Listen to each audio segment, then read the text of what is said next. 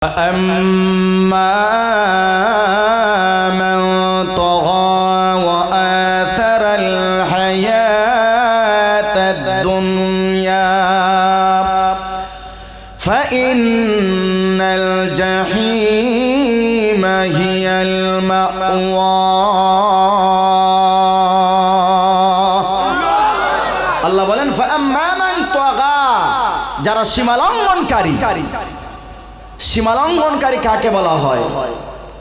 যারা আল্লাহর বিধান মানে না, যারা নবীর সুন্নত মানে না, এক কথায় আল্লাহ কি বললেন ওইটার দ্বার সে দাঁড়ে না, নবী আল্লাহর পক্ষ থেকে কি নিয়ে আসলেন ওইটা সে শুনলেও শোনার ভান করে না, তাদেরকে বলা হয় সীমালঙ্ঘনকারী। কথা জোরে বলেন ঠিক কিনা? আমরা কি সীমালঙ্ঘনকারী হতে চাই ভাই? সীমালঙ্ঘনকারী যারা হবে তাদের জায়গা হবে কোথায়? فأما من طغى وآثر الحياة الدنيا فإن الجحيم هي المأوى আমার আল্লাহ এবার বললেন, ওরে বান্দা ভালো করে শোনো, যারা সীমালঙ্ঘনকারী হয় ফাআম্মা মান তাগা ওয়া আথারাল হায়াতাদ দুনিয়া, আর যে বান্দা এই দুনিয়ার জিন্দেগি থেকে জিন্দেগিটাকে এক কথায় দুনিয়ার গড়, দুনিয়ার হাওয়া, দুনিয়ার বাতাস, দুনিয়ার চাকচিক্যকে এক কথায় আখিরাতের উপরে প্রাধান্য দেয়, আমার আল্লাহ বলেন ওই বান্দা দুনিয়াতে লাঞ্ছনার শিকার, মরার পরেও তার জায়গা হবে জাহান্নাম। ঠিক কিনা? মরার পরে তার জায়গা কোথায় হবে ভাই? জাহান্নাম। যারা আমরা সীমালঙ্ঘন করি, এখন সীমালঙ্ঘনের কয়েকটা ব্যাখ্যা দিয়ে বুঝতে পারবেন আপনারা সীমালঙ্ঘন করছেন কিনা। মসজিদে আজান হইলে কি মসজিদে ঢুকেন নাকি বাইরে হয়ে যান? কথা জোরে কর না। মসজিদে আজান হইলে আল্লাহর কথা হলো নামাজে ঢুকেন, কিন্তু না, আমরা ব্যবসায় থাকি, আমরা সিএনজিতে থাকি, আমরা গাড়িতে থাকি, আমরা রিক্সায় থাকি, আমরা আমাদের ঘরের কাজে থাকি, কিন্তু মসজিদে আসি না। এটাকে সীমালঙ্ঘন বলা হয় না? এটা সীমালঙ্ঘন। ওয়াআথারাল হায়াতাদ দুনিয়া, এ বান্দা ভালো করে শুনবা, আমার আল্লাহ স্পষ্ট করে বললেন, ওরে বান্দা শোনো, ভালো করে শোনো, যারা সীমালঙ্ঘনকারী হবে, এক কথায় যারা দুনিয়াটাকে আখিরাতের প্রাধান্য দিবে, ওরে ভাই ভালো করে বলেন, ভালো করে বলেন, ঈমানের আওয়াজে বলেন আমি না মুসলমান, মুসলমানের আওয়াজে বলেন দুনিয়ার জিন্দেগিটা আসল নাকি পরকালটা আসল? এই কথা সবাই জবান করে বলেন, দুনিয়াটা আসল নাকি পরকালটা আসল? আমার আল্লাহ বলেন বান্দা শোনো, যারা দুনিয়াটাকে আখিরাতের প্রাধান্য দেয়া দেয়, আমার আগে দুনিয়ার টাকা দরকার, আমার আগে দুনিয়ার বাড়ি দরকার, আমার দুনিয়ার পয়সা দরকার, আল্লাহ রাব্বুল আলামিন বলেন এ বান্দা তোমার দরকার যেটা আমি আল্লাহ দেয়া দিলাম, কিন্তু রে বান্দা শোনো, মরতে দেরি হবে, আমি আল্লাহর তৈরি জাহান্নামে যেতে একটা সেকেন্ডও দেরি হবে না। ঠিক কিনা? এক কথা, দুনিয়াকে যারা প্রাধান্য দিবে তারাই জাহান্নামে যাবে। এখন ভাই আমরা আজকে দুনিয়াকে প্রাধান্য কেমনে দিতেছি? আমার টাকা দরকার, আমার গাড়ি দরকার, আমার বাড়ি দরকার, আমার পয়সা দরকার, আমার 4-5টা ছেলে আছে, 2টারে ইউরোপ পাঠানো দরকার, 2টায় হয় না, কদমতলিতে কমসে কম 1 জায়গা কেনা দরকার। সব আল্লাহ আপনার দিছে, কোন দিক দিয়ে আল্লাহ আপনাকে অখুশি রাখে নাই, কোন দিক দিয়ে আল্লাহ আপনাকে অসন্তুষ্ট আল্লাহ রাখে নাই। কাজে সব যেহেতু আল্লাহ আপনাকে দেয়া দিল, কাজে আল্লাহকে খুশি করার দরকার আছে না নাই? কথা জুড়ে কন্যা, আল্লাহকে খুশি করার দরকার আছে না নাই? কাজে আমরা আজকে আল্লাহরে বেজার করতেছি, শয়তানকে খুশি করতেছি, দুনিয়াকে আমরা ধরতেছি, আর আখিরাতকে আমরা দূরে ঠেলাইয়া দিতেছি। আজকে আজান হলে এখানে এশার নামাজটা কয়জনে পড়লেন? এশার নামাজ কয়জনে পড়লেন? 100 জন যদি হন মনে হয় 30 জনে পড়ছেন, 70 জন ভাগ। কত জোরে বলেন ঠিক কিনা? কাজেই আমার এই কথা আমার ভাই আব্বাসী সাহেব যে কথাগুলো বললেন এই কথাগুলো একেবারে বেকার, কারণ আপনারা এশার নামাজই পড়লেন না। তাহলে আমার আলোচনা কি হবে, এই মসজিদের ওয়াজ মাহফিলে কি হবে যদি আপনারা এশার নামাজই পড়লেন না? ফজর থেকে নামাজ পড়বেন তো ইনশাআল্লাহ? কথা জুড়ে বলেন, কে কে ফজর থেকে নামাজ পড়বেন? আল্লাহরে দেখেন, আল্লাহকে দেখেন, আমাকে না। পাক্কা ওয়াদাতে ভাই যারা বাহির আছেন কি বলেন যুবক ভাইরা, নামাজ পড়বেন তো ইনশাআল্লাহ? আল্লাহ যেন আপনাদেরকে পাক্কা নামাজি বানায়, জুড়ে বলেন আমিন। দুনিয়াতে নামাজ ছাড়া কোনো কিছু আছে ভাই? এই কথা জুড়ে বলেন না। কুল্লু নাফসিন বিমা কাসাবাত রাহিনা ইল্লা আসহাবাল ইয়ামিন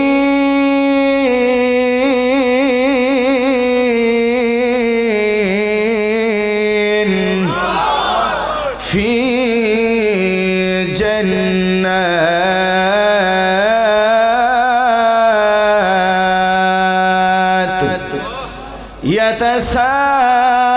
ইয়াতাসাআলুনা আনিল মুজরিমিন।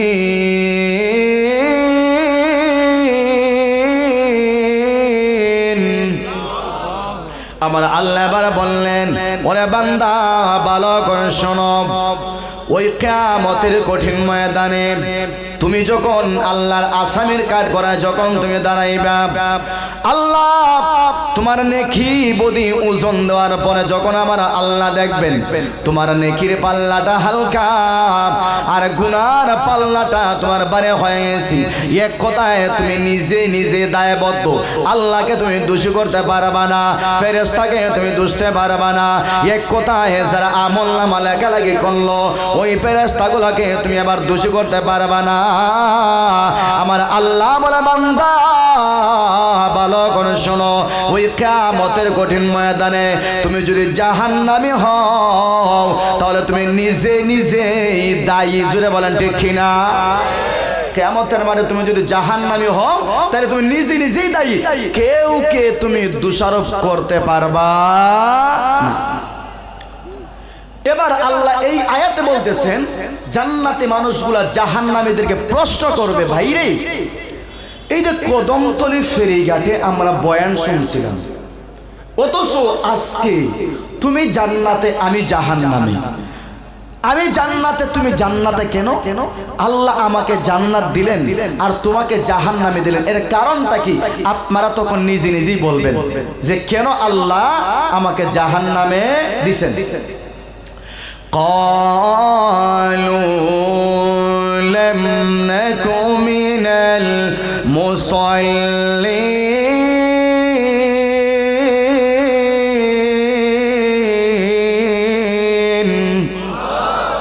আল্লাহ রাব্বুল আলামিন বললেন, তখন ওই জাহান্নামী বান্দা বান্দীরা বলবে, এ জান্নাতি ভাই ভালো করে শুনবা, ওই ফেরিঘাটে না বয়ান আমিও শুনেছিলাম তুমিও শুনেছিলা, ওরে বান্দা শোনো ভালো করে শোনো, কিন্তু আজকে মহান আল্লাহ আমাকে জান্নাতে দিলেন আর তোমাকে জাহান্নামে দিলেন, এর কারণটাকে তুমি বলো। এবার বান্দা বলবে, শোনো ভালো করে শোনো, আমাকে আল্লাহ কেন জাহান্নামে দিল আর তোমাকে কেন মহান আল্লাহ জান্নাতে দিল? এক নাম্বার কারণ হলো আমরা বয়ান শুনলে কি হয়, আমরা তো বয়ান শোনার পরে নামাজি হইতে পারি না। বয়ান শোনার পরে কি হইতে পারি নাই? একথা জোরে বলেন, কি হইতে পারি নাই? বয়ান শোনার পরে আমরা নামাজি হইতে পারি নাই, ওই বয়ান শোনার পরে আমরা সুদ ছাড়তে পারি নাই, বয়ান শোনার পর আমরা ঘুষ ছাড়তে পারি নাই। আমার ভাইয়েরা বান্দা তখন বলবে, ওরে ভাই ওয়াজ শুনলে কি হয়? হুজুর তো সুন্দর করে বলেছিলেন যারা জাহান্নামে যাবে তাদের এক নাম্বার আলামত হলো তারা বেনামাজি হবে। এক কথায় ওয়াজ শোনার পর তারা বেনামাজি থাকবে, তারা নামাজ পড়বে না। আমরা কি ওয়াজ শোনার পরও বেনামাজি থাকতাম? কথা জুড়ে বলেন। আমার আল্লাহ সূরাতুল হাক্কার মুদ্দাসসিরের মধ্যে আমার আল্লাহ বললেন ওয়াজ শোনার পরে যারা বেনামাজি হয়, নামাজ পড়ে না, ওই বান্দাগুলাকে মহান আল্লাহ জাহান্নামের ভিতরে জ্বালাইবেন। নাউযুবিল্লাহ। 2 নম্বর কারণ হলো ওয়ালাম নাকুনু তুগিমুল মিসকিন। ওরে বান্দা শোনো, 2 নম্বর কারণ হলো আজকে আমার আল্লাহ আমাকে জাহান্নামে দিলেন। এর 2 নম্বর কারণ হলো আল্লাহ কেন আমাদেরকে জাহান্নামে দিলেন।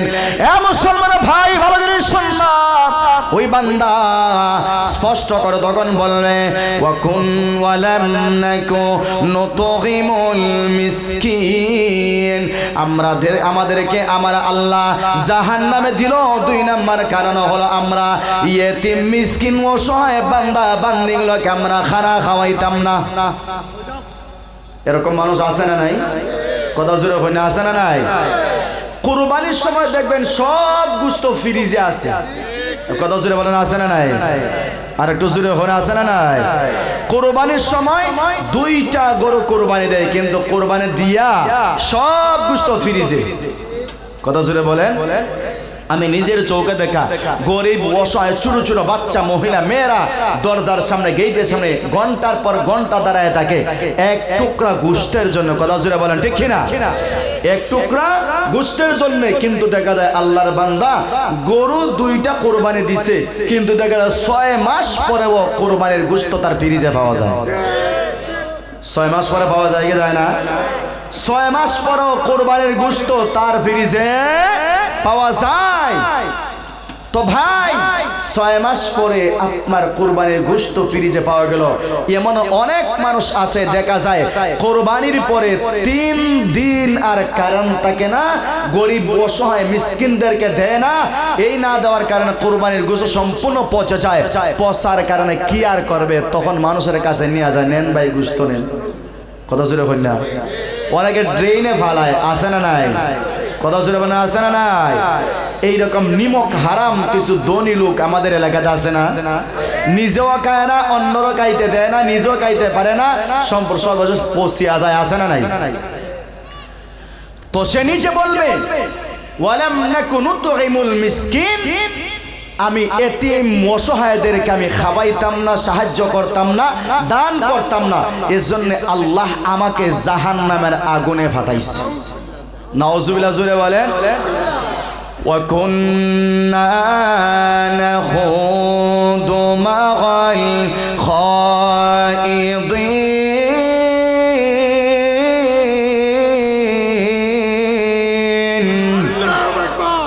আমার ভাইয়ারা 3 নম্বর কারণ বলবে, ওরে ভাই ভালো করে শোনো, আমার আল্লাহ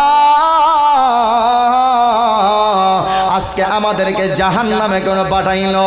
ওরে ভাই ভালো করে শোনো, এক কথায় দুনিয়ার সমাজে যারা চুগল করেছিল, মানুষের সম্মান নিয়ে যারা চিনিবিনি করতো, মানুষের সম্মান ইজ্জত নিয়ে যারা খেলা করতো, এক কথায় সাহস ছেলে বসিয়া যারা মানুষের মেয়ের বদনাম গাইতো, এই চুগল করদের সাথে থাকার কারণে আমাকে মহান আল্লাহ জাহান্নামে দিছে। নাউযুবিল্লাহ।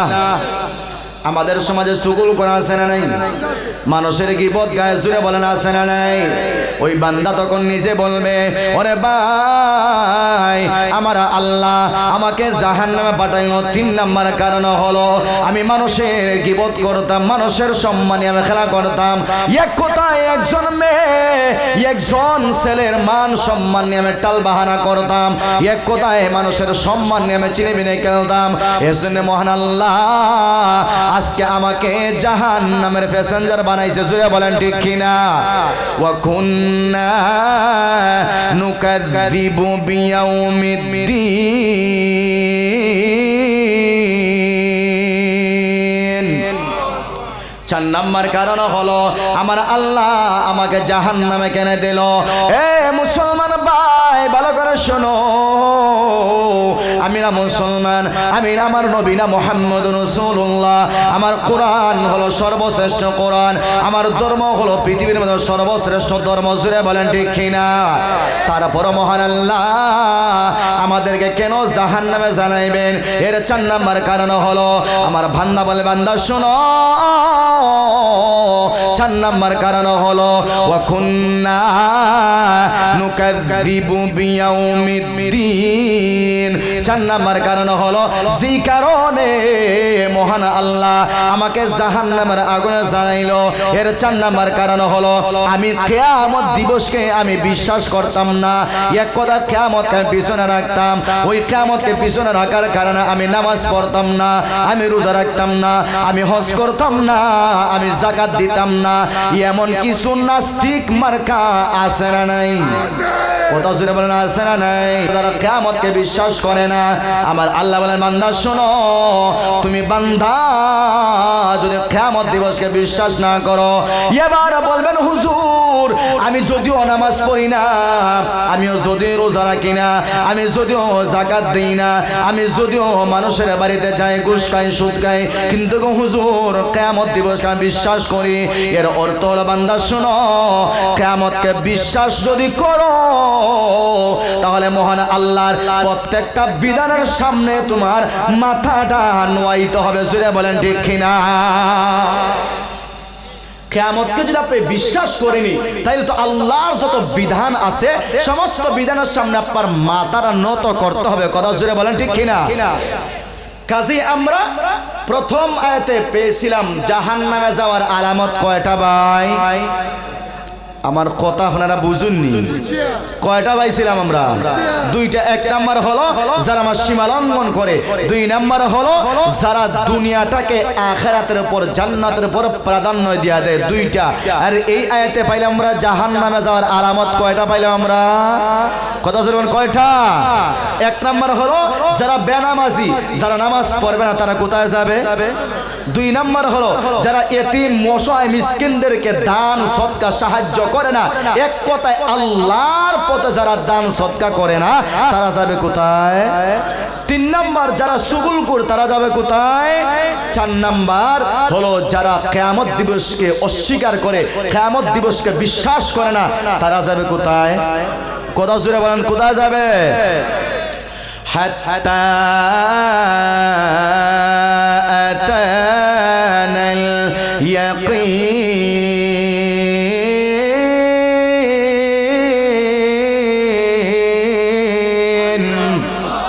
আমার আল্লাহ বলেন বান্দা শোনো, বান্দা নামাজ পড়ে না, এ বান্দা ভালো করে শোনো, ভালো করে শোনো, কথাগুলো ভালো করে শোনো। আমার আল্লাহ এবার শেষে বলে বান্দা নামাজ পড়লো না, বান্দা রোজা রাখলো না, বান্দা যাকাত দিল না, বান্দা মানুষকে সাহায্য করলো না, বান্দা চুগলখোরি করলো, বান্দা মানুষের গীবত করলো, ওই বান্দা কিয়ামতকে বিশ্বাস করলো না। হাত্তা আতানাল ইয়াকিন।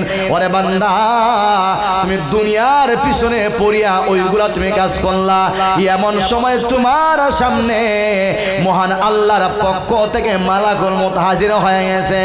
এবার কি আর নামাজ পড়ার কোনো অপশন বাকি আছে? কথা জুড়ে বলেন না? নামাজ পড়ার কোন সুযোগ সুবিধা আছে? না না। আমার আল্লাহ বললেন এমন সময় হাত্তা আতানাল ইয়াকিন, আমার পক্ষ থেকে ফেরেশতা আজরাইল তার সামনে হাজির হয়ে গেছে, আর বাঁচার কোনো রাস্তা নাই। জুড়ে বলেন ঠিক কিনা? আর বাঁচার রাস্তা নাই, কারণ আমরা দুনিয়ার পিছনে পড়ে নামাজ ভুলে গেছি, রোজা ভুলে গেছি, হজ ভুলে গেছি, এক কথায় আল্লাহ কি বলছেন এটা ভুলে গেছি, নবী কি নিয়ে আইছেন এটাও আমরা ভুলে গেছি। কাজেই এই বলতে বলতে বলতে বলতে আমরা বুলার মধ্যে আছি, আর এই বুলার মধ্যে থাকতে থাকতেই আল্লাহর পক্ষ থেকে আজরাইল আমাদের সামনে আইসা গেছে। কথা জুড়ে হয় না ঠিক কিনা? আজকে যেই সমস্ত যুবক ভাইয়েরা এক কথায় মাহফিলের সঙ্গে আপনাদের কোনো সম্পর্ক নাই, মসজিদের সঙ্গে কোনো সম্পর্ক নাই, নামাজের সঙ্গে সম্পর্ক নাই, উলামায়ে কেরামের সাথে সম্পর্ক নাই, ওলামায়ে কেরামের সাথে সম্পর্ক নাই, আপনার সম্পর্ক আছে খেলার সঙ্গে, আপনার সম্পর্ক আছে ওই মেলার সঙ্গে, আপনার সম্পর্ক আছে রাত্রে 1টা পর্যন্ত ঘুরানো যায় এরকম লোকের সঙ্গে, আপনার সম্পর্ক আছে রাত্রে 2টা পর্যন্ত মোবাইল টিপানো যায় ওই বন্ধুর সঙ্গে, আপনার সম্পর্ক আছে হাউজি বাম্পারে যারা করে তাদের সঙ্গে, আপনার সম্পর্ক আছে যারা মাজারের নাম দিয়ে উরুস করে রাত্রে 2টার পরে নর্তকী নাচায় তাদের সঙ্গে। এমন যখন অশ্লীল বেহায়াপনার কাজে আপনি লিপ্ত আছেন, থাকতেছেন এমন সময় আল্লাহর পক্ষ থেকে যখন আজরাইল আসবে তখন কি নামাজ পড়ার সুযোগ 1টা সেকেন্ড আজরাইল দিবে? এর কথা জুড়ে বলে না দিবে? 1টা সেকেন্ড আপনাকে আজরাইল সুযোগ দিবে না, বলবে সুজা হয়ে যাও, তোমার এই দুনিয়াতে থাকার যতটুকু মেয়াদ ছিল ওই মেয়াদ আল্লাহর পক্ষ থেকে শেষ করে দেওয়া হয়েছে, কাজেই রেডি হয়ে যাও, তোমার জন্য জাহান্নাম রেডি আছে। নাউজুবিল্লাহ জুড়ে বলেন। এজন্য ভাই আমরা কি জাহান্নামে যাইতাম? কথা জুড়ে কর না, কথাগুলো ভালো করে শুনবেন। আমল করার দায়িত্ব আপনার, আমার দায়িত্ব বলা। সূরাতুল আরাফের 1 আয়াত আল্লাহ বলতেছেন, ওয়ালাকাদ যারানা লিজাহান্নামা কাসীরাম মিনাল জিন্নি ওয়াল ইনস লাহুম কুলুবুন লা ইয়াফকাহুনা বিহা ওয়ালাহুম আযানুন লা ইয়াসমাউনা বিহা ওয়ালাহুম আ'য়ুনুন লা ইউবসিরুনা বিহা উলাইকা কাল আনআম বাল হুম আদাল উলাইকা হুমুল গাফিলুন।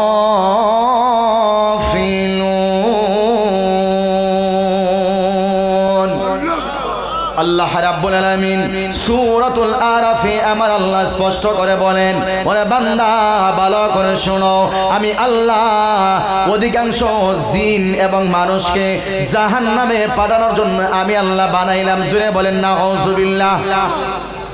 নাউজুবিল্লাহ বলতে আপনার কষ্ট হয় ভাই? কার কার কষ্ট হয় দেখি তো নাউজুবিল্লাহ একটু জুড়ে বলবেন। নাউজুবিল্লাহর অর্থ কি জানেন? আল্লাহ যেন আমাদেরকে জাহান্নাম থেকে হেফাজত করেন। আর একটু জুড়ে বলেন আমিন। তো নাউজুবিল্লাহ এখন বলবেন তো? কথা জুড়ে এখন না, নাউজুবিল্লাহ বলবেন তো? সমস্যা নেই, একটা সিস্টেম। আমরাও যখন মাঝে মাঝে কোথায় যাই তখন দাঁড়াইতে দাঁড়াইতে শরীর এমন একটা ক্যাটাগরিতে চইলা যায় তখন বইলে ঠান্ডা লাগে। দাঁড়াইতে 1 ঘন্টা দাঁড়ানো তাকে তখন ভালো লাগে। কথা জোরে বলেন ঠিক না? এজন্য দাঁড়ানো আছেন আপনার দাঁড়ানোই থাকেন, কোনো সমস্যা না। কারণ দাঁড়ানোর মধ্যে একটা আরাম আছে না নাই? কারণ অভ্যস্ত হয়ে গেছে, বডিটা একটা মানানসই হয়ে গেছে। আল্লাহ রাব্বুল আলামিন বলেন, ওয়ালাকাদ যারানা লিজাহান্নামা কাসীরাম মিনাল জিন্নি ওয়াল ইনস।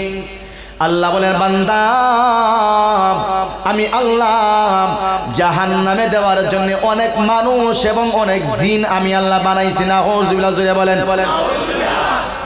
আমি কি কোনো কিচ্ছা কাহিনী এখনো শুরু করছি ভাই? কত জোরে হই না? কোনো কিচ্ছা কাহিনী শুরু করছি এখনো না? আমি তো শুধু কোরআনের আয়াত থেকে জাহান্নামে যারা যাইব এদের একটু পরিচয় তুলে ধরতেছি। সময় যদি থাকে কয়েক মিনিট আমি জান্নাতে যারা যাইব তাদের পরিচয় দিয়ে দিব ইনশাআল্লাহ। লাহুম কুলুবুন লা ইয়াফকাহুনা বিহা ওয়া লাহুম আযানুন লা ইয়াসমাউনা বিহা ওয়া লাহুম আ'য়ুনুন লা ইউবসিরুনা বিহা। আমার আল্লাহ বলেন বান্দা ভালো করে শোনো, ভালো করে শোনো, আমি আল্লাহ তোকে কান দিলাম। আমাদের সবার কান আছে না নাই? আর একটু জোরে বলেন আছে না নাই? আল্লাহ বলেন বান্দা আমি আল্লাহ তোমাকে চক্ষু দিলাম, সবার চক্ষু আছে না নাই? আল্লাহ এবার বলেন বান্দা আমি আল্লাহ সবাইকে একটা দিল দিলাম। পয়গম্বর মিশকাত শরীফের একটা হাদিস পড়েছিলাম, পয়গম্বর ওই কলবের উদাহরণ দিতে গিয়ে আল্লাহর পয়গম্বর বলেন, একটা বান্দা যখন মায়ের গর্ভে আসে, মায়ের গর্ভে যখন 40 দিন যাইতে যাইতে সন্তানের বডি ট্র্যাক ছাড়া যখন একেবারে পুরাপুরি হয়ে যায়, আল্লাহ সন্তানটাকে যখন দুনিয়াতে পাঠাইবেন, ফেরেশতা মহান আল্লাহর কাছে এবার বলে, আল্লাহ বলেন না বান্দা দুনিয়াতে যাবে, ওই বান্দা দুনিয়াতে যাওয়ার সময় সে নেককার হালতে যাবে নাকি বদকার হালতে যাবে? আল্লাহ যেটা বলেন ওইটার হালতে বান্দা দুনিয়াতে আসে। ওরে বান্দা যদি নেককার হালতে হয়, আল্লাহ রাব্বুল আলামিন একটা ছোট্ট সন্তানকে আমার আল্লাহ ফিতরতের উপর জন্ম দেয়। ফিতরত বলতে কাকে বোঝায় চিনেননি? এক কথায় ছোট্ট সন্তানকে আমার আল্লাহ ইসলামের উপরে, ইমানের উপরে আমার আল্লাহ জন্ম দেয়া দেয়। সুবহানাল্লাহ। এখন ফিতরতের ব্যাখ্যা সংক্ষিপ্ত সময় দেয়া দেয়। প্রত্যেকটা সন্তানকে আল্লাহ, সে হিন্দু হোক, বৌদ্ধ হোক, খ্রিস্টান হোক, মুশরিক হোক, মুসলমান হোক, প্রত্যেকটা সন্তান সে ফিতরতের উপর জন্মগ্রহণ করে, অর্থাৎ ঈমানের উপরে সে জন্মগ্রহণ করে। সাহাবায়ে কেরাম তখন প্রশ্ন করলেন, ইয়া রাসূলুল্লাহ, সে যদি ঈমানের উপরে জন্মগ্রহণ করে তাইলে সে খ্রিস্টান হয় কেমনে, ইহুদি হয় কেমনে, মুশরিক হয় কেমনে? আল্লাহর পয়গম্বর তখন বললেন, ও আমার সাহাবায়ে কেরাম, তার বাবা খ্রিস্টান এজন্য সে নিজে হইছে খ্রিস্টান, তার মা খ্রিস্টান এজন্য সে নিজে হইছে খ্রিস্টান, তার ফ্যামিলির সবাই ইহুদি এজন্য সে নিজে হইছে ইহুদি। কথা জুড়ে বলেন ঠিক না? এই হাদিসগত দিক দিয়ে আমরা যদি একটু ব্যাখ্যা করি তাহলে পরিবেশের একটা আসর আছে না নাই? কথা জুড়ে বলেন না, পরিবেশের একটা আসর আছে না নাই? পরিবেশের একটা আসর আছে। এজন্য গাঞ্জাখোরের সাথে যদি আপনি বেশি চলাফেরা করেন, আপনি আজকে না কালকে 3 দিন পরে গাঞ্জার খোলকি টান দেওয়ানোই লাগবে। কথা জুড়ে বলেন ঠিক না? আর যেগু মুত্তা ভানি লয় না, সুরমা নদী দেশ আইরা হয় কোনো সমস্যা নাই, আমার এটা সামান্য আর এটা বেশি আছে। কথা জুড়ে বলেন ঠিক কিনা? এটা মুত্তা ভানি লয় না, তাহলে যে মুত্তা ভানি লয় না এটার সাথে আট ভাই তিনও 3 দিন পরে হয় দুরুর সময় সব খামনাই লাগাই দিই, নাউজুবিল্লাহ হইতে না। এজন্য বলতেছিলাম, যারা বেনামাজির সাথে যখন আপনি আটবেন, পরিবেশ এমন একটা জিনিস, পরিবেশ আপনাকে বাধ্য করবে নামাজ না পড়ার জন্য। কথা জুড়ে বলেন ঠিক কিনা? আমার ভাইয়েরা, আমার আল্লাহ এবার বললেন, লাহুম কুলুবুন লা ইয়াফকাহুনা বিহা। এ বান্দা ভালো করে শুনবা, আমি আল্লাহ তোমাকে কলব দিলাম। ওরে বান্দা শোনো, ভালো করে শোনো, আমি আল্লাহ কলব দিলাম ভালো কোনটা খারাপ কোনটা বোঝার জন্য। আমরা কি কলবটা কাজে লাগাইতেছি? কথা জুড়ে বলেন না। মুসলমান ভাই, আল্লাহ চক্ষু দিলেন, ওই চক্ষুর ব্যাপারে আমার আল্লাহ কিয়ামতের ময়দানে আমার আল্লাহ আপনাকে প্রশ্ন করবেন, আমাকেও আমার আল্লাহ প্রশ্ন করবেন। ওরে বান্দা, আমি আল্লাহ দিল দিয়েছিলাম, ওই দিলটা তুমি কোন কাজে লাগাইলা? ওরে বান্দা শোনো, আমি আল্লাহ তোমাকে কান দিয়েছিলাম বেগার নাচ গান শোনার জন্য না, মহিলাদের আওয়াজ শোনার জন্য না, হাউজি বাম্বার আওয়াজ শোনার জন্য না। ওরে বান্দা শোনো, ওই কানটা তুমি কোথায় কাজে লাগাইলা? এ বান্দা ভালো করে শুনবা, আমি আল্লাহ 2টা নিয়ামত চক্ষু দিয়েছিলাম। ওই চক্ষু কত বড় নিয়ামত রে আমার ভাইয়েরা, যাদের 2টা চক্ষু নাই তাদেরকে আপনি প্রশ্ন করতে পারেন, বান্দা চক্ষু যে নাই, চক্ষু যে নাই, তুমি চক্ষু বারে ফেরত চাও? বান্দা তখন আক্ষেপ করে বলবে, হ্যাঁ মহান আল্লাহ যদি আমাকে 2টা চক্ষু দিয়া দিতেন, ওই 2টা চক্ষু দিয়ে আমি মহান আল্লাহর নিয়ামত গুলা দেখতে পাইতাম। একটা কারগোজারে শোনাই, ওই এলাকার নাম আমার জানা নাই, আল্লাহর একজন বান্দার একটা ইন্টারভিউ আমি শুনেছিলাম মোবাইলের মাধ্যমে, ভিডিওতে। আল্লাহর বান্দা উনি হলেন মন্দ কিন্তু কোরআনের হাফেজ। সুবহানাল্লাহ জোরে বলেন। আল্লাহর বান্দার 2টা চক্ষু নাই, কিন্তু মহান আল্লাহর কোরআনের হাফেজ আছে না নাই? এ কথা জোরে বলেন, আছে না নাই? আল্লাহর বান্দা কোরআনের হাফেজ, আল্লাহর বান্দা এবার একটা টেলিভিশনে গেল, টেলিভিশনে ইন্টারভিউ যখন হয়, আল্লাহর বান্দাকে বিচারক প্রশ্ন করলেন, ওরে ভাই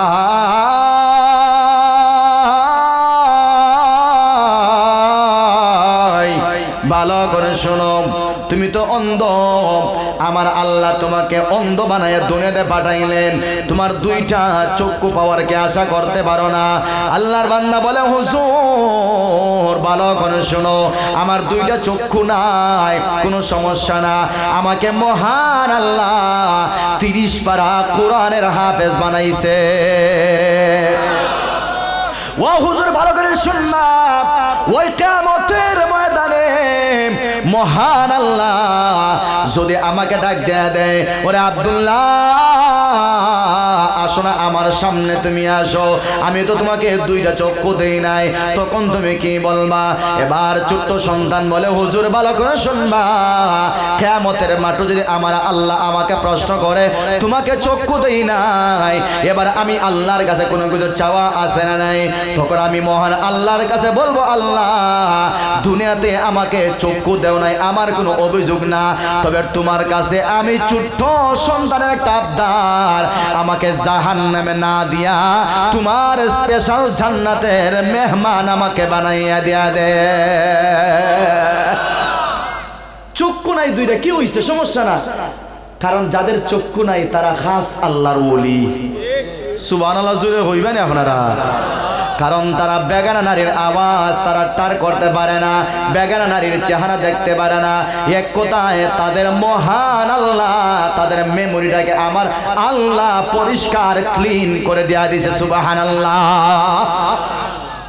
কিয়ামতের ময়দানে যুবক তোমাকে মহান আল্লাহ প্রশ্ন করবেন, আমি আল্লাহ কান দিয়েছিলাম, আমি আল্লাহ চক্ষু দিয়েছিলাম, আমি আল্লাহ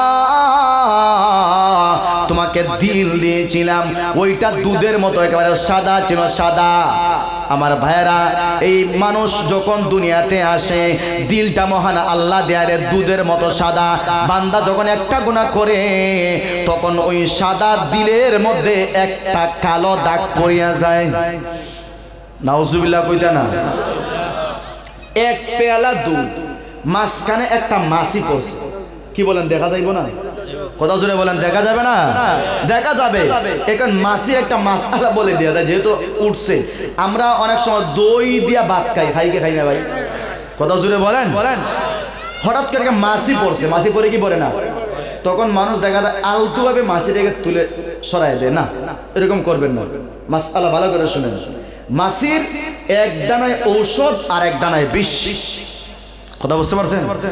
অথবা আমরা দুধ দিয়া ভাত খাই, মাছি পরে হালদুয়া তুলে ফালাই, অথবা আমরা ট্যাঙ্গা জাতীয় কোনো কিছু দিয়ে ভাত খাই, জুল দিয়া ভাত খাই, মাছি পরে আমরা ফালাই দিই। না, মাছি যখন আপনার ভাতের মধ্যে পড়বে, তখন মাছিটাকে হালকা একটু চাপ দিবেন নিচে।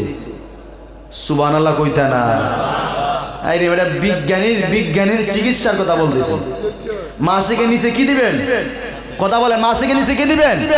চাপ দিবেন। কারণ মাছির এক দানায় বিষ আর এক দানায় ওষুধ দিয়েছেন কে? কথা জুড়ে বলেন কে? আচ্ছা, আমি কি জানি মাছির কোন দানায় ওষুধ কোন দানায় বিষ আছে?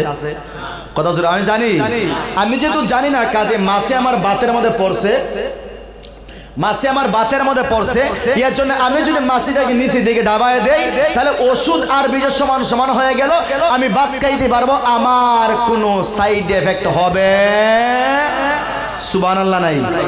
আর একটু জোরে বলেন সুবহানাল্লাহ। চিকিৎসার কথা বলে দিলাম, এটা চিকিৎসার কথা, বুঝতে পারছেন? এজন্য বলতেছিলাম ভাই, আল্লাহ রাব্বুল আলামিন এখানে তিনটা গুণওয়ালার কথা আল্লাহ বলছেন। এক নাম্বার, যারা কানকে সঠিক জায়গায় ব্যবহার করে নাই, মানে আল্লাহ দিয়েছেন ভালো কিছু শোনার জন্য, আল্লাহ দিয়েছেন হালালটা শোনার জন্য, সে হারামটা শুনে। দুই নাম্বার হলো চক্ষুটাকে আল্লাহ দিয়েছেন তোমার বিবি, তোমার সন্তান, তোমার মা, তোমার বাবা, তোমার নাতিকে দেখার জন্য, ওইটা দিয়ে বেগানা নারীকে দেখার জন্য না, বেগানা নারীকে দেখে মজা নেওয়ার জন্য না, ওইটা যারা করবে আমানতের খেয়ানত করবে। তিন নাম্বার হলো আল্লাহ দিয়েছেন দিল, আমাদেরকে দিয়েছেন দিছেন, ওই দিলটা গুনাহ করতে করতে করতে করতে আমরা নাপাক বানাই দিয়ে দিছি, তখন আল্লাহ আমাদেরকে প্রশ্ন করবেন, বান্দা এই যে শুরুতে বলছিলাম ওয়ালাকাদ দারানা লিজাহান্নামা কাসীরাম মিনাল জিন্নি ওয়াল ইনস লাহুম কুলুবুল লা ইয়াফতাহুনা বিহা। ও বান্দা ভালো করে শোনো, তোমার এই তিনটা গুণ আমার কাছে স্পষ্ট হয়ে গেছে, কাজে আমি আল্লাহর কাছে পাওয়ার মতো তুমি কিছু নাই। কারণ চক্ষুটাকে সঠিক জায়গায় ব্যবহার করো নাই, কানটাকে সঠিক জায়গায় ব্যবহার করো নাই, তোমার দিলটাকে সঠিক জায়গায় তুমি কাজে লাগাও নাই। যাও, আজকে তোমার জন্য একটা মাত্র রাস্তা আমি আল্লাহর কাছে খোলা আছে, ওই রাস্তাটা হলো কোথায়? জাহান্নাম। কোথায়? হুশ রেখে হতা হওয়া লাগবে। ওই রাস্তাটা কোথায় ভাই? জাহান্নাম। এখন যুবক ভাইদের কাছে আমার প্রশ্ন হলো, আপনারা কি চক্ষুটাকে সঠিক জায়গায় ব্যবহার করতেছেন? আপনারা কি কানটাকে সঠিক জায়গায় ব্যবহার করতেছেন? আপনারা কি দিলটাকে সঠিক জায়গায় ব্যবহার করতেছেন কিনা? নাকি চক্ষুর আমানতের খেয়ানত করতেছেন, নাকি কানের আমানতের খেয়ানত করতেছেন, নাকি দিলের আমানতের খেয়ানত করতেছেন? আল্লাহর কসম করে বলি, সূরাতুল আরাফের এই আয়াত স্পষ্ট করে আমাদেরকে জানিয়ে দেয়, আমরা যদি এই বিষয়গুলোর, এই অঙ্গগুলো আমরা আমানতের খেয়ানত করি, তাইলে আল্লাহ আমাদেরকে জাহান্নামের আগুনে জ্বালাইবেন। জুড়ে বলেন ঠিক কিনা? আমরা কি জাহান্নামে জ্বলতে চাই? কথা বলেন, আমরা কি জাহান্নামে জ্বলতে চাই? কাজে মেহেরবানি করে ভাই, যুবক ভাইরা, কারণ আপনারা হলেন ইসলামের ভবিষ্যৎ। কথা জুড়ে বলেন ঠিক কিনা? আরে নবীজির জামানার দিকে আপনারা তাকায় দেখেন না, নবীজি যখন ইসলামের প্রথম বাণী পেশ করবেন, দাওয়াত দিবেন, তখন যত বুড়া মানুষ ছিল, বৃদ্ধরা ছিল, তখন নবীজির শত্রুতা করেছিল। কথা জুড়ে বলেন ঠিক কিনা? আর যত যুবক ছিল, ওই যুবকগুলা নবীজিকে ইসলাম প্রচারের ক্ষেত্রে সাহায্য করেছিল। কথা জুড়ে বলেন ঠিক কিনা? আজকে এখনো যদি যুবকগুলা মসজিদে কাতারে জমা হয়ে যায়, যুবকগুলা যদি মার্কেটে ঢুকে যায়, আল্লাহর কসম ওই নর্তকীরা নাচ গান দিয়া আর আমার যুবক ভাইদের ঈমানটাকে নষ্ট করতে পারবে না। জোরে বলেন ঠিক কিনা? কারণ যুবকরা যদি ইসলামের ছায়াতলে আসে, আল্লাহর পয়গম্বর হাদিসের মধ্যে বলতেছেন, কিয়ামতের মাঠে মহান আল্লাহ 7 প্রকার মানুষকে কিয়ামতের মাঠে আল্লাহ তার আরশের ছায়ার নিচে ছায়া দান করবেন, জায়গা দিবেন। সুবহানাল্লাহ। যুবক ভাইরা যারা আছেন, আপনারা কি চান কিয়ামতের মাঠে আল্লাহর আরশের নিচে জায়গা পাইতেন? কোন কোন যুবক চান দিকে একটু হাত তুলেন তো। নারে তাকবীর। এই আওয়াজে হইতো না। নারে তাকবীর।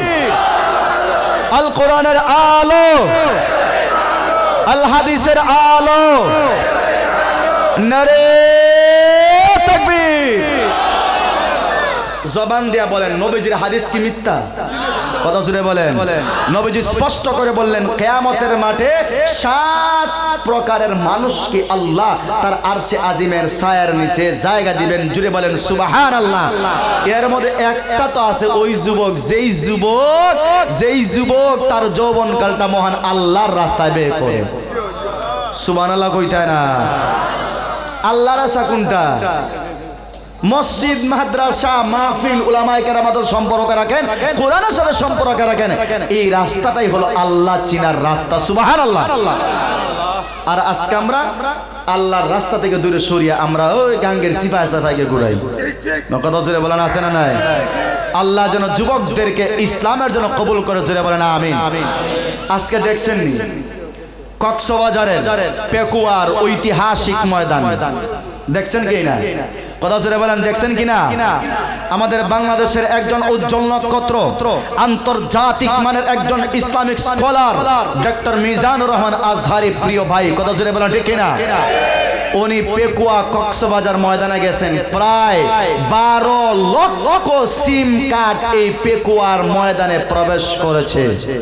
সুবহানাল্লাহ হইতা না আপনারা? এই আরো একটা আসতে হন না। সুবহানাল্লাহ। কয় লক্ষ সিম কার্ড ঢুকছে পেকুয়ার ময়দানে? কয় লক্ষ? 12 লক্ষ সিম